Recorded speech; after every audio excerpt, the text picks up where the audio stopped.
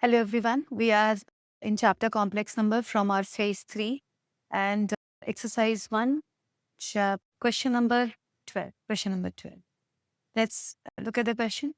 Question is about mod z given that it is less than 4 and we have to prove that iz plus 3 minus 4i mod is less than 9. So basically this is a kind of maxima minima question. So whenever we have to comment on the minimum or maximum value, we have to recall the triangle inequality of complex number that we know.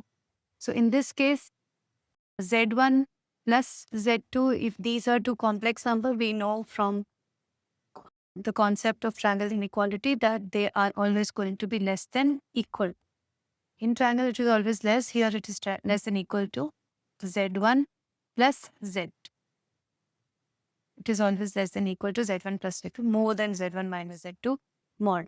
So the other part is not important here because we have to only find that maximum value.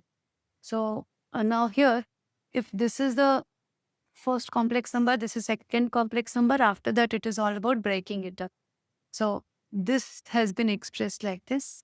So our LHS is the question.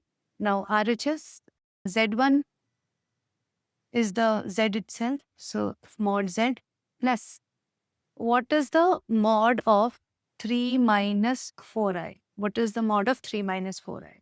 3 square plus 4 square root over, which is 5.